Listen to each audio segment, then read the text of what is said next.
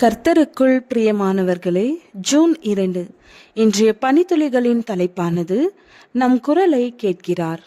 வசனம் ஏசாயா 65வது அதிகாரம் 24வது வசனம்.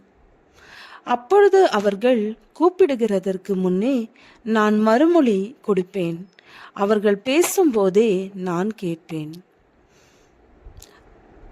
அமெரிக்க ஜனாதிபதியான பிராங்க்லின் ரூஸ்வெல்ட்டை சந்திக்க ஒவ்வொரு நாளும் அவருடைய வெள்ளை மாளிகையின் வரவேற்பு அறையில் நீண்ட வரிசை நின்றிருக்கும்.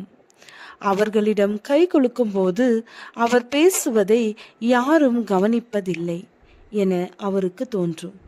அவர் அதை பரிசோதிக்க எண்ணினார். அடுத்த முறை அவரை சந்திக்கிற ஒவ்வொருவரின் கை குலுக்கும் போதும், இன்று காலை என்னுடைய பாட்டியை கொன்றுவிட்டேன் என்று சொன்னாராம். பரபரப்பில் கை குலுக்கிய பல பேர், ஓ மகிழ்ச்சி, தொடர்ந்து செய்ய எங்களுடைய வாழ்த்துக்கள், தேவன் உங்களை ஆசீர்வதிப்பாராக என்று பதில் அளித்தனர். வரிசையில் கடைசியில் நின்றிருந்த பொலிவியாவின் தூதராக தலைவரிடமும் அதையே சொல்ல புரிந்து கொண்ட அவர் குழப்பத்துடன் அருகாமையில் வந்து அவர்களுக்கு அது தேவைதான் என்று சொன்னாராம். நீங்கள் பேசுவதை மக்கள் நிஜமாக கேட்கிறார்களா என்று சந்தேகித்ததுண்டா? அல்லது நீங்கள் பேசுவதை தேவன் கேட்கிறாரா என்று நீங்கள் சந்தேகித்ததுண்டா? மக்கள் முகபாவனையையும் கண்களின் அசைவையும் வைத்து அவர்கள் நம்முடைய பேச்சை கேட்கிறார்களா என்பதை எளிதில் கண்டுபிடித்து விடலாம். ஆனால் தேவன் நமது பேச்சை கேட்கிறாரா என்பதை எப்படி கண்டுபிடிப்பது? நம் உணர்வுகளை வைத்தா அல்லது அவர் பதில் கொடுப்பதை வைத்தா?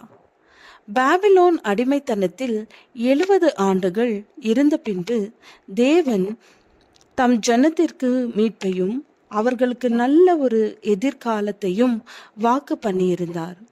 எனவே அவர்கள் அவரை நோக்கி கூப்பிட்டவுடன் அவர் கேட்டார். அவர் நம்முடைய கூக்குரலை கேட்பார் என்பது அவர்களுக்கு மிக நன்றாய் தெரியும். ஏனெனில் தேவன் கேட்பதாக வாக்கு பண்ணியிருக்கிறார். நமக்கும் அப்படித்தான்.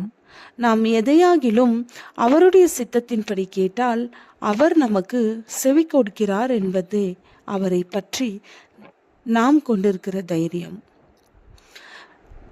நாமும் உணர்வுகளை சார்ந்தே அல்லது அடையாளத்திற்கு காத்திருக்கவோ வேண்டியதில்லை. நம்முடைய ஜெபத்தை கேட்பதாக அவர் வாக்கு பண்ணியிருக்கிறார். அவர் சொன்னதை நிறைவேற்றுவார். எங்களால் தேவனுக்கு மகிமையுண்டாகும்படி தேவனுடைய வாக்குத்தத்தங்கள் எல்லாம் இயேசு கிறிஸ்துவுக்குள் ஆம் என்றும் அவருக்குள் ஆமேன் என்றும் இருக்கிறதே. 2 கொரிந்தியர் 1வது அதிகாரம் 20வது வசனம். கர்த்தர் உங்கள் ஜெபத்தை கேட்கவில்லை என்று எப்போது எண்ணியிருக்கிறீர்கள்? ஜெபம். அன்பான தேவனே, எங்கள் ஜெபத்தை கேட்பதற்காய் நன்றி. ஆமேன்.